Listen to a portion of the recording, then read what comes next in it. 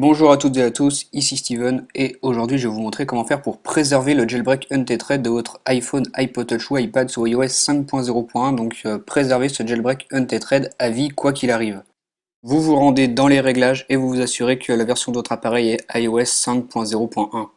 Ce qu'on va commencer par faire, c'est sauvegarder nos fichiers SHSH de iOS 5.0.1, donc celui qui est installé présentement sur notre appareil. Pour cela on va utiliser Tiny Umbrella. Je vous mettrai un lien de téléchargement dans la description de la vidéo. Et ensuite, vous vous assurez que vous avez les mêmes paramètres que moi. Donc il ne faut pas que request SSH from Cydia soit coché. Vous ne cochez pas cette case et les autres, vous les laissez exactement comme moi. Ici, vous choisissez l'endroit où vous voulez enregistrer vos fichiers SSH et vous cliquez sur Save SSH. Donc moi, ils seront enregistrés sur mon bureau. À présent, la sauvegarde de vos fichiers SSH est en train de se faire, ça peut prendre quelques minutes. Quand la sauvegarde est terminée, vous avez un nouveau fichier sur votre bureau avec des chiffres et à la fin 5.0.1.sshsh, donc c'est le fichier SHSH que vous venez de sauvegarder. On va l'utiliser dans RedSnow, vous téléchargez RedSnow, la dernière version, aussi bien sur Mac que sous Windows. Vous cliquez sur Extra, sur SHSH Blobs et sur Stitch.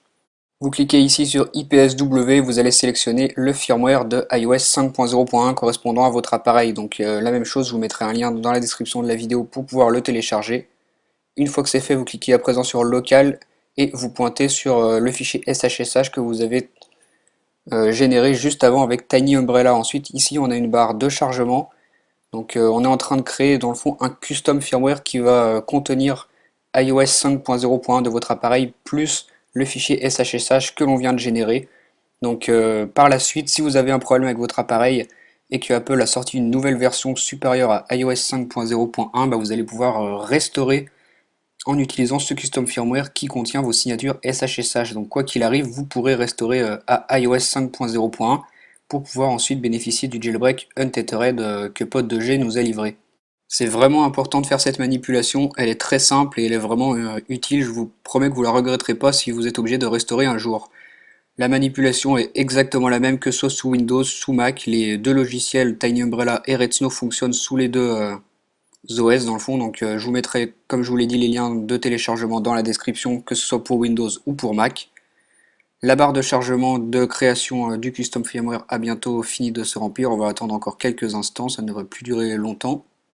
Lorsque c'est terminé, vous avez ce message qui apparaît à l'écran sur Esno qui vous informe que la procédure est terminée et qui vous indique le chemin où votre nouveau firmware a été sauvegardé. Donc moi, par exemple, c'est sur le bureau. Vous gardez bien précieusement ce firmware et vous l'utiliserez plus tard si vous avez besoin d'une restauration, une fois qu'Apple aura mis à jour le logiciel de votre iPhone, iPod Touch ou iPad, donc s'il est supérieur à iOS 5.0.1. Donc voilà, c'était ça pour ce tutoriel. Assurez-vous bien d'avoir sauvegardé ce firmware avec les fichiers SHSH de votre appareil incrustés à l'intérieur pour pouvoir un jour restaurer à iOS 5.0.1 même si Apple ne signe plus ce firmware et vous pourrez ainsi disposer à vie du jailbreak untethered de iOS 5.0.1. Je vous laisse donc réaliser la manipulation. Si vous avez des questions ou quoi, bah laissez-moi un commentaire, je vous répondrai, je vous aiderai. Pour ma part, je vous dis au revoir et on se retrouve bientôt pour une nouvelle vidéo.